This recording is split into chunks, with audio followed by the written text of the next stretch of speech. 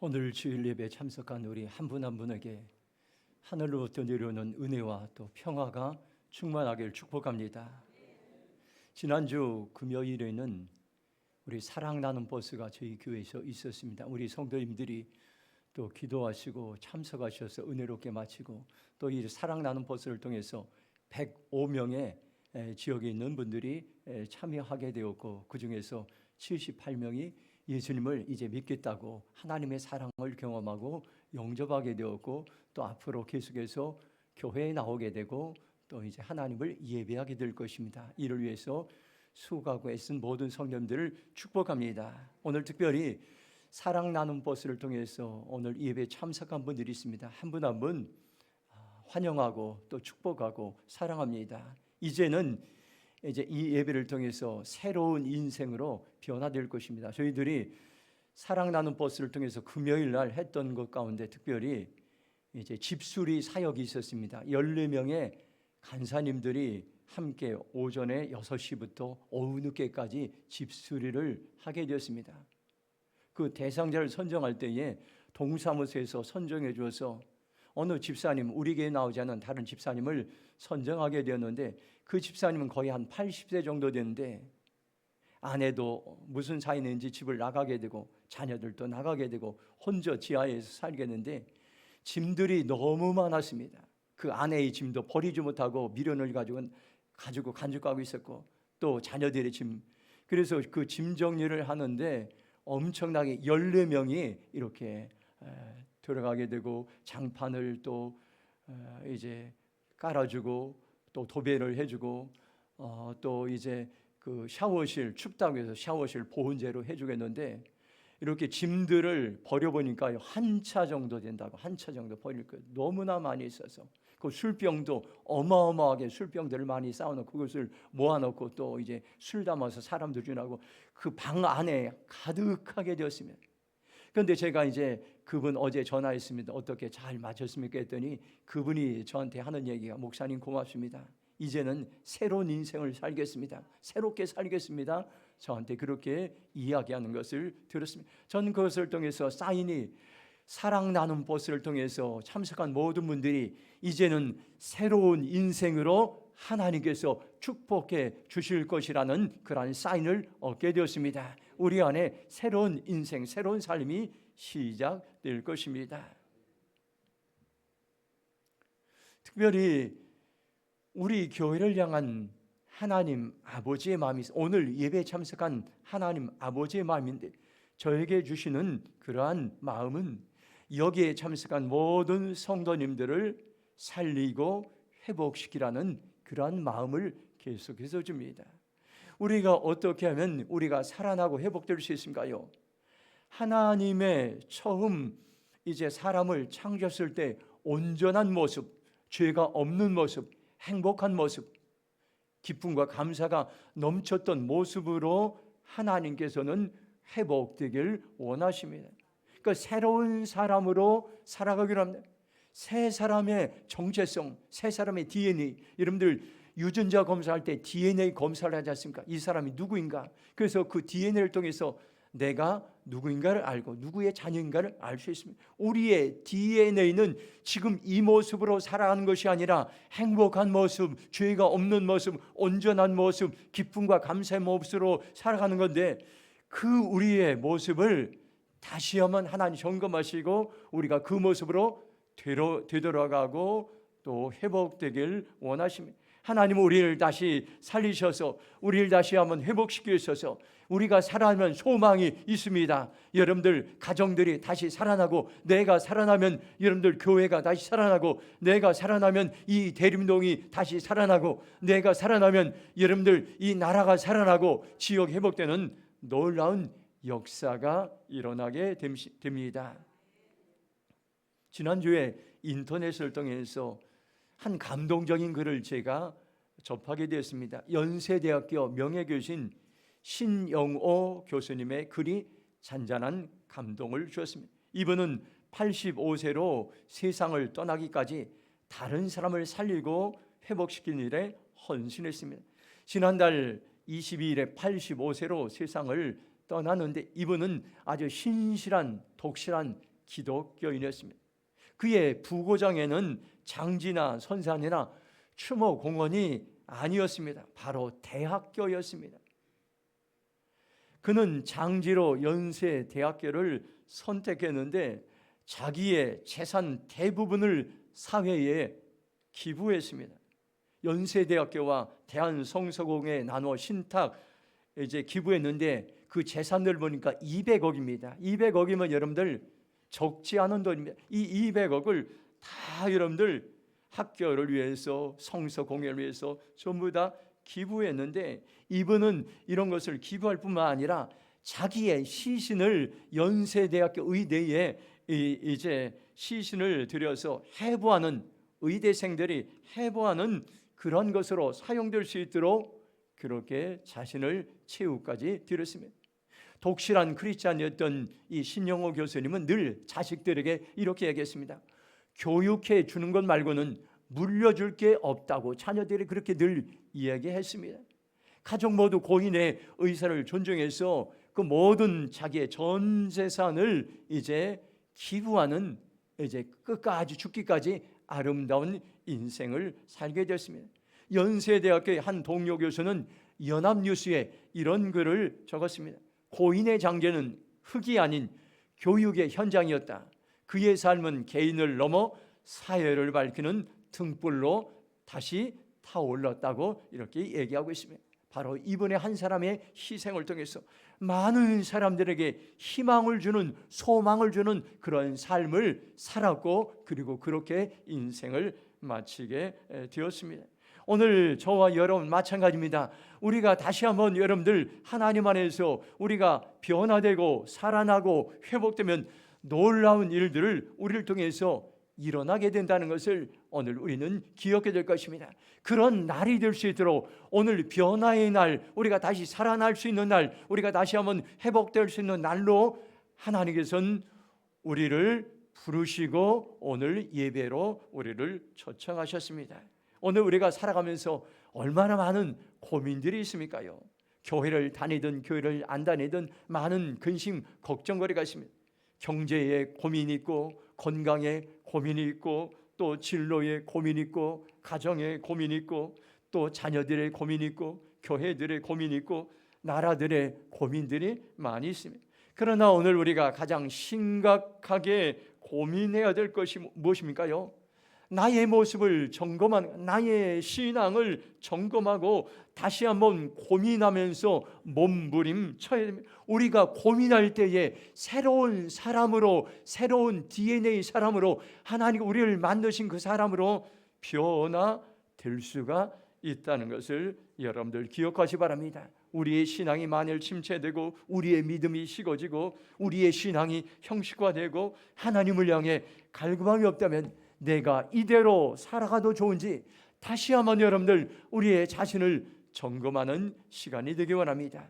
이사야는 61장을 통해서 무엇이 나를 다시 한번 살리고 무엇이 나를 다시 회복시키고 무엇이 나를 재건할 수 있는지 오늘 우리에게 말씀해 주고 있습니다. 한번 이사야 61장 1절 말씀을 큰 소리로 우리 함께 읽도록 하겠습니다. 함께 읽겠습니다. 주 여호와의 영이 내게 내리셨으니 이는 여호와께서 내게 기름을 부으사 가난한 자에게 아름다운 소식을 전하게 하려 하심이라.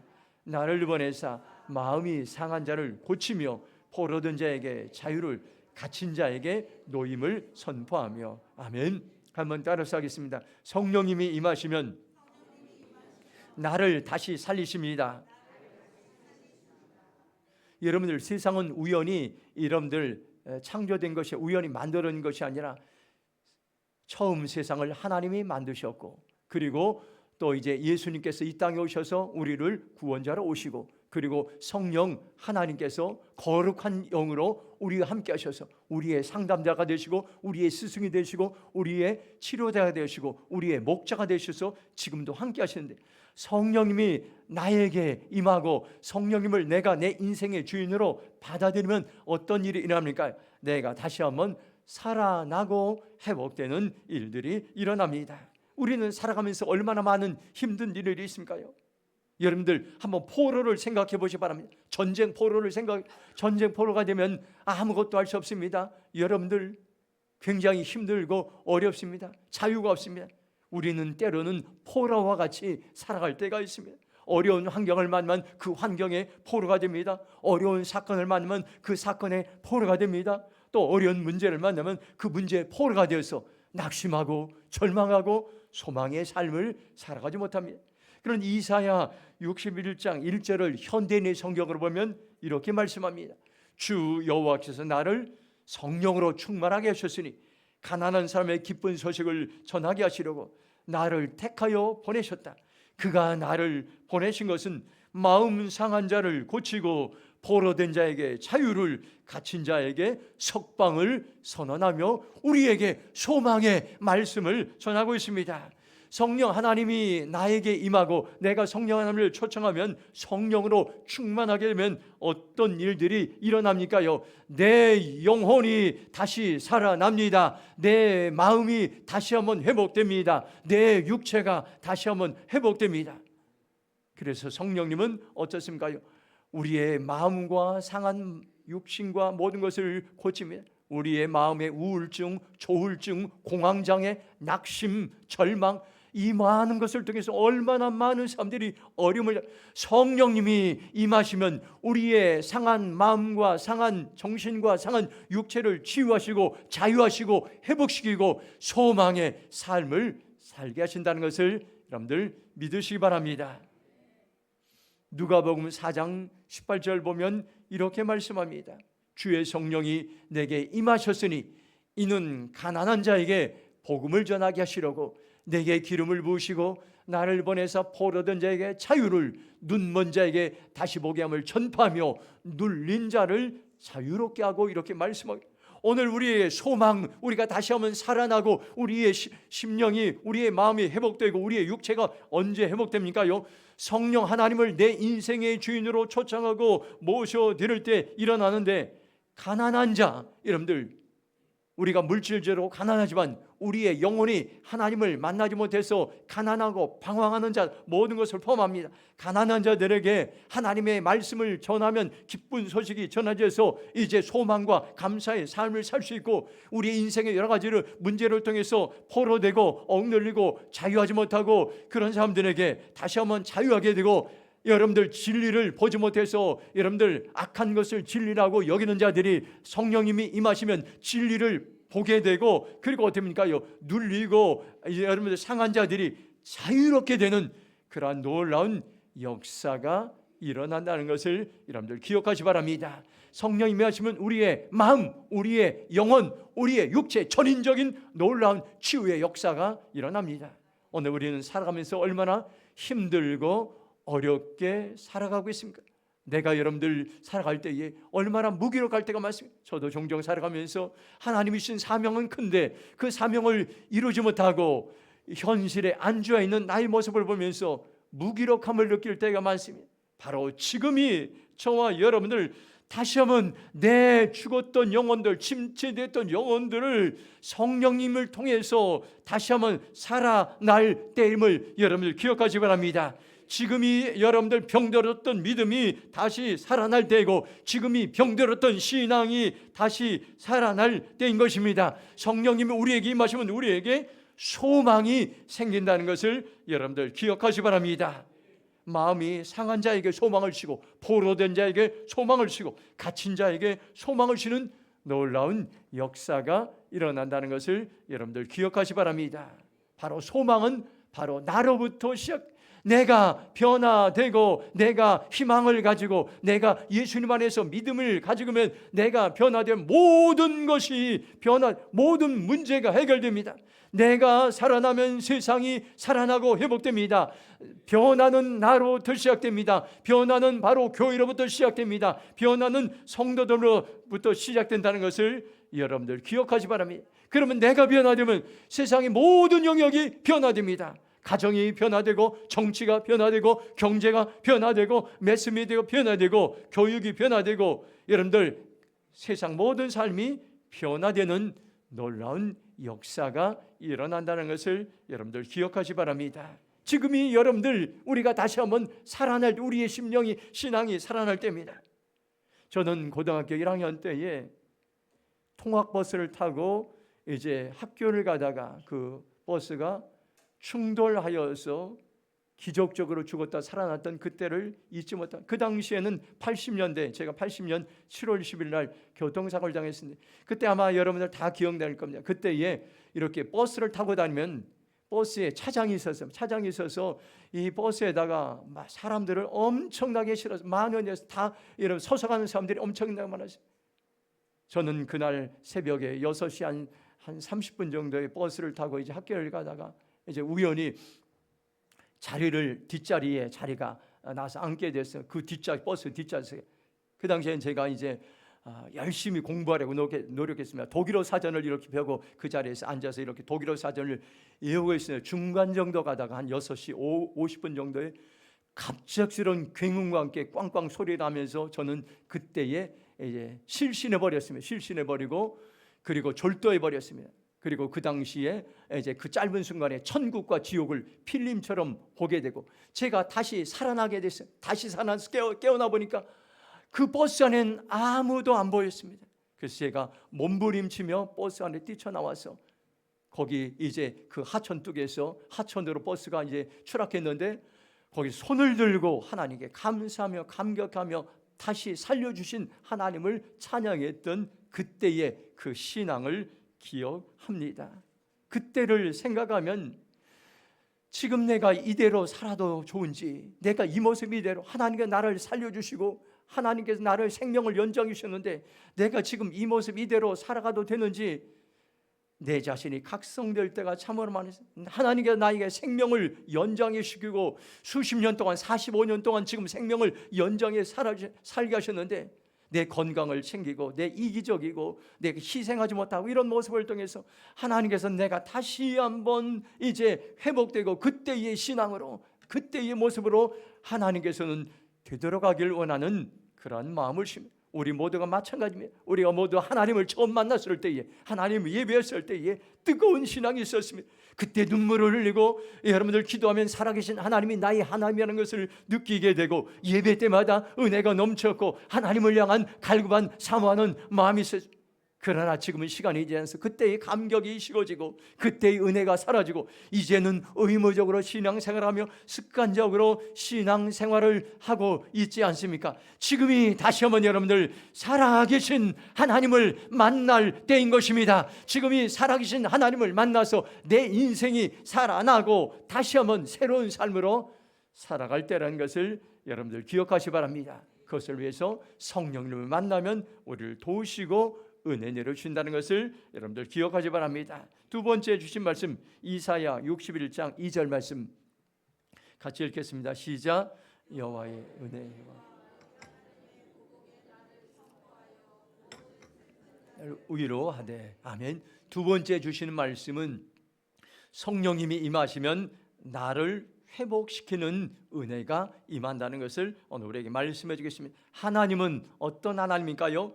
우리에게 회복의 은혜를 허락하신 본래의 상태, 하나님이 창조한 원래의 모습, 온전한 모습, 행복한 모습으로 하나님께서 우리에게 회복시키기를 원하시는 그러한 하나님의 마음이 있습니다. 이사야 61장 3절 보면 무릇 시온의 슬퍼한 자에게 화관을 주어 그 죄를 대신하며 기쁨의 기름으로 그 슬픔을 대신하며 찬송의 옷으로 그 근신을 대신하시고 그들의 의의 나무 곧 여호와 심으신 그 영광을 나타낼 자를 그름을 받게 하려 하심이라 말씀하고 있습니다. 쉬운 성경으로 보면 이사야 61장 3절 이렇게 말씀합니다.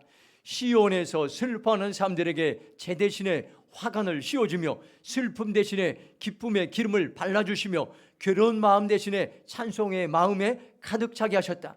그리하여 사람들은 그들을 가리켜 의의 나무 주님께 스스로 영광을 나타내시려고 손수 심으신 나무라고 부른다. 이렇게 말씀하고 있습니다. 성령님이 우리 안에 임하시면 회복의 은혜가 임하는데 슬픈 사람들에게는 슬픔 대신에 기쁨을 주시고 여러분들 즐거움을 주시고 근심하고 우울한 자들은 근심 대신에 찬송을 주시고 그리고 여러분들 세상에 하나님의 영광을 드러낼 그러한 존귀한 자로 우리를 변화시켜 주십니다. 오늘도 저와 여러분들 하나님이 준 은혜를 사모하시기 바랍니다. 회복의 은혜를 사모하시기 바랍니다. 지금이 이 모습이 아니라 여러분들 하나님께 우리를 이제 만드시고 창조했던 본래의 모습, 행복한 모습, 건강한 모습, 온전한 모습으로 회복되기를 원하는데 하나님의 은혜가 임할 때 회복의 은혜가 임할 줄로 믿습니다. 하나님의 은혜란 뭡니까요? 받을 수 없는 중에 받는 것입니다. 조건도 자격도 되지 않는데 받는 것이 하나님의 은혜입니다. 하나님은 지금도 우리에게 은혜를 베푸시고, 우리가 연약하고 우리가 나약하고 우리가 부족하지만 지금도 여전히 하나님은 은혜를 부어 주셔서 우리를 살리시고 우리를 회복시키셔서 하나님의 영광의 도구로 사용하길 원하십니다. 회복의 은혜는 어떻습니까요? 희년을 상징하고 있습니다. 7년마다 지키는 안식년이 성경에 보면 나옵니다.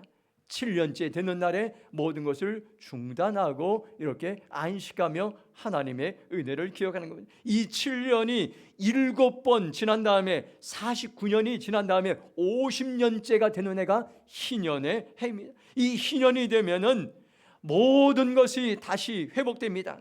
남의 종으로 팔려갔던 사람들은 종에서 풀려나고, 빚을 졌던 사람들은 그 빚을 전체 다 탕감해주고, 그리고 여러분들 집을 남에게 팔았던 사람들은 그 집을 다시 돌려받게 되고, 모든 것이 원래의 상태로 회복되는 것을 희년의 해라고 말씀. 이것이 50년째, 이것을 이스라엘 백성들이 하나님께서 명령하셔서 그대로 지키고 있었습니다. 이 여러분들이 이 말씀, 가난한 자, 포로된 자, 눈먼 자, 어린 자, 이들이 회복되는데 바로 희년의 은혜, 하나님의 전적인 은혜로 우리를 살리시고 회복시키겠다고 우리에게 분명하게 말씀해 주고 있습니다. 예수님은 제자들을 부르셔서 능력을 주셔서 회복의 은혜를 부어주시고 많은 사람들을 살리도록 예수님께서는 사용하셨습니다. 마태복음 10장 1절 보면 예수께서 그의 12제자를 부르사 더러운 귀신을 쫓아내며 모든 병과 모든 약한 것 고치는 권능을 주시나 말씀해 주고 있습니다. 예수님은 12제자를 부르셔서 더러운 귀신을 쫓아내는 능력과 모든 병과 약한 것을 고치는 능력을 주셔서 예수님은 많은 사람들에게 제자들 보내셔서 그들을 통해서 살리고 회복시키는 놀라운 일들을 감당하게 하셨습니다. 오늘도 지금 저와 여러분에게 회복의 은혜가 임하려면 어떻게 합니까? 하나님을 향한 갈망하는 마음이, 하나님의 도움이 나게 필요합니다. 하나님 도와주세요. 하나님 의지합니다. 하나님을 사모합니다. 갈급한 마음이 있을 때에 회복의 은혜를 주십니다. 히브리서 4장 15절 보면 이렇게 말씀합니다. 우리에게 있는 대제사장은 우리의 연약함을 동정하지 못하실 리가 아니요 모든 일에 우리와 똑같이 시험을 받으시노래 죄는 없으시나. 예수님은 우리의 약함, 질병, 상함, 상처 모든 것을 동정한다 말씀. 동정한다는 이 말은 동일한 아픔을 겪어본 사람이 다른 사람을 불쌍히 여길 때에 사용되는 그러한 말입니다. 저는 교통사고를 당했을 때 7주 동안 기부스를 한 경험이 있습니다. 그때 팔을 골절당해서 이제 어려움이 있었는데 그 교통사고를 당해서 깁스를 한 사람들을 보면 나도 모르게 불쌍히 여겨지는 마음이 듭니다. 하나님은 저와 여러분들에게 왜 때때로 아픔을 허용하십니까? 질병으로 고통당을 허용하십니까? 경제적으로 어려움당을 허용하십니까요? 때로는 인간적인 관계로 어려움당을 허용하십니까요? 고통스럽지만 그것을 극복하면 나와 동일한 내가 이제 아픔을 겪었던 그 많은 사람들을 동정하고 공감하고 불쌍히 여기고 그들을 회복시키고 그들을 살릴 수 있는 도구로 사용하신다는 것을 여러분들 기억하시기 바랍니다. 히브리서 4장 16절 보면 이렇게 말씀합니다. 그러므로 우리는 긍휼하심을 받고 때를 따라 돕는 은혜를 얻기 위하여 은혜의 보좌 앞에 담대히 나아갈 것이나 말씀하고 있습니다. 하나님은 지금도 우리를 초청하고 있습니다. 하나님은 우리에게 은혜를 부어주기 위해서 하나님 앞에 나오기를 원합니다. 그런데 여기 보니까 담대히 나오라, 담대히 나오라. 이 담대히 이 말은요, 내가 어려움을 당하고 질병을 당하고 고통을 당하고 낙심적이고 우울적이고 또 많은 문제와 환경이 쌓였을 때 낙심하고 절망하고 하나님을 찾지 않고 때로는 하나님이 나를 버린 것 같이 절망할 때가, 그런데 그 순간에도, 어려운 순간에도 하나님 앞에, 하나님을 예배하는 장소에, 하나님을 찾는 장소에 담대히 나오라. 그러면 그곳에 하나님의 절대적인 은혜가, 하나님의 도우심이 있을 것이라고 우리에게 분명히 말씀해 주고 있습니다. 이것이 우리에게 소망의 말씀입니다. 지금이 저와 여러분들 하나님의 은혜의 보좌 앞에 담대히 나아갈 때인 것입니다. 오늘 저와 여러분들이 그 은혜에 받는 자리에 나왔습니다. 하나님 오늘 우리에게 은혜를 부어주시고 회복의 은혜를 부어주실 줄로 믿습니다. 마지막으로 61장 4절 말씀, 이사야 61장 4절 말씀 같이 읽겠습니다. 시작. 그들은 오래 황폐되었던 것을 다시 쌓을 것이며 옛부터 무너진 것을 다시 일으킬 것이며 황폐한 성읍 곧 대대로 무너져 있던 것들을 중수할 것이며. 아멘. 세 번째 우리에게 주신 말씀은 성령님이 임하시면 황폐하였던 것이 다시 재건된다고 말씀해 주고 있습니다. 하나님의 심판이 임할 때 세상은 황폐합니다. 땅이 황폐당하고 사람들이 자랑하고 의지하던 재물, 건강들이 다 무너지고 황폐합니다. 그러나 성령 하나님이 임하실 때 무너졌던 것들이 다시 재건되고 회복되는 놀라운 역사가 일어납니다. 이사야 61장 4절 메시지 성경으로 보면 그들은 오래된 폐허를 재건할 것이며 그 잔해 위에 새로운 성읍을 일으켜 세울 것이다. 그들은 무너진 성읍에서 그 잿더미로부터 다시 시작할 것이라고 말씀하고 있습니다. 성령 하나님은 어떤 분인가요? 무너진 땅을, 무너진 장소를, 무너진 영역을 다시 한번 재건시키는 놀라운 은혜를 우리에게 부어 주십니다. 여러분들 가정을 재건하고 교회를 재건하고 나라를 재건하는 것은 사람의 힘으로는 불가능합니다. 사람의 힘과 사람의 지혜와 사람의 방법으로는 할 수가 없어요. 연약하기 때문에. 그러나 하나님이 도우시면, 성령 하나님이 임하시면, 성령의 은혜를 베푸시면 무너진 영역들이, 황폐했던 영역들이 다시 재건되고 회복되는 놀라운 은혜들이 임하게 될 것입니다. 제가 오래전에 교회 성장학 교수님이 했던 그런 말이 생각납니다. 쇠퇴하고 황폐했던 모임이나 단체들이나 나라들이 다시 회복되는 것은 기적 같은 일들이라고 말씀합니다. 다시 회복되기 위해서는 과거보다도 10배의 노력과 대가를 치러야 여러분들 회복될 수 있다고 말씀해 주셨던 것을 제가 기억합니다. 이것은 뭡니까요? 회복은 사람의 힘으로는 거의 불가능한 것입니다. 하나님의 은혜가 임할 때에 가정도 회복되고 교회도 회복되고 나라도 회복될 수 있습니다. 성령님이 임하시면 사람의 힘을 뛰어넘습니다. 사람의 지혜를 뛰어넘습니다. 사람의 방법을 뛰어넘어서 하나님께서 회복의 놀라운, 재건의 놀라운 은혜를 우리에게 부어 주십니다. 이사야 43장 19절 보면 이렇게 말씀합니다. 보라, 내가 새 일을 행하리니 이제 나타날 것이라. 너희가 그것을 알지 못하겠느냐? 반드시 내가 광야의 길을 사막에 강을 내리니 말씀하고 있습니다. 이 말씀은 하나님의 강한 마음, 강한 의지가 있습니다. 보라, 내가 너희들 통해서 새 일을 행하겠다고 말씀하고 있습니다. 내가 광야의 길을 내겠다. 내가 사막에 강을 내겠다고 말씀하고 있습니다. 여러분들, 광야에는 길이 없습니다. 사막에는 물이 없습니다. 여러분들, 이것은 뭡니까? 황폐한 곳을 사막과 여러분들 광야로 비유하겠습니다. 황폐한 인생이 바로 오늘 우리의 모습이. 그런데 하나님이 일하시면 이 황폐했던 땅에 다시 한번 여러분들 은혜를 베푸시고 길을 여시고 강물을 내게 하셔서 하나님께 은혜를 베푸신다고 말씀하고 있습니다. 지금 우리나라는 절대적으로 하나님의 은혜가 필요합니다. 우리는 미국과 일본과 중국과 러시아 사이에 끼어있는 약소국가입니다. 미국과 중국이 경제 전쟁을 벌이고 있는 사이에 우리는 여러분들 정말로 이 땅이 황폐되어 가고 있습니다. 하나님의 도우심이 아니면 이 땅이 회복될 수, 우리가 다시 한번 하나님의 백성들이 하나님을 전심으로 찾을 때에 보라 내가 새 일을 행하리라, 새 일을 행하시는 하나님의 놀라운 은혜를 경험할 수가 있습니다. 출애굽기 19장 5절에 소망의 말씀이 있습니다. 세계가 다 내게 속하였나니 너희가 내 말을 잘 듣고 내 언약을 지키면 너희는 모든 민족 중에서 내 소유가 되겠고 말씀해 주겠습니다. 온 세상은 하나님의 손에 달려 있습니다.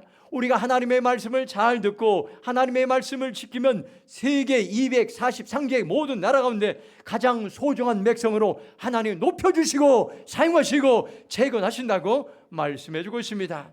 출애굽 19장 6절 보면 너희가 내게 대하여 제사장 나라가 되며 거룩한 백성이 되리라. 너는 이 말을 이스라엘 자손에게 전할지라고 말씀하고 있습니다. 우리가 하나님의 말씀을 듣고 순종하면 온 세상에 선한 영향력을 끼치는 그러한 나라로, 그러한 이제 국가로 우리를 다시 한번 재건하시겠다고 약속하시고 말씀하셨습니다. 오늘 우리가 아무리 어려운 절망적인 환경이 있다 할지라도 우리를 향한 하나님의 역사는 끝나지 않습니다. 성령님이 임하시면 나를 다시 살리십니다. 성령님이 임하시면 나를 다시 회복시키십니다. 성령님이 임하시면 여러분들 이 땅이 다시 한번 재건될 수 있음을 오늘 우리에게 말씀해 주겠습니다. 성령 하나님은 우리를 다시 살리고 회복시키기 위해서 지금도 일하시고 계십니다. 그래서 어떤 사람들 등에 일할 건가? 지금도 찾고 있습니다. 가정도 가보시고 회사도 가보시고 시장도 가보시고 방송국도 가보시고 국회도 가보시고 학교도 가보셔서 거기에서 성령님을 사모하는 사람들 통해서 회복시키고 살리는 놀라운 은혜를 부어주신다는 것을 여러분들 기억하시 바랍니다. 오늘 이 시간 여러분들 말씀을 듣고 결단하시 바랍니다. 성령 하나님 나를 다시 한번 살려 주시옵소서. 성령 하나님 나를 다시 한번 회복시켜 주시옵소서. 성령 하나님 나를 다시 한번 재건시켜 주시옵소서. 고백하며 결단하는 복된 삶을 살아가길 주님의 이름으로 축원합니다. 이 시간 한번 통성으로 기도했으면 좋겠습니다. 하나님은 나를 새로운 사람, 새로운 인간, 새로운 DNA, 아버지 하나님께서 우리를 처음 만드셨던 그 모습으로 살리시고 회복시키길 원합니다. 성령 하나님 나를 다시 한번 살리고 회복의 은혜를 부어주시옵소서. 주의 입장으로 통성으로 기도하며 나가겠습니다. 주여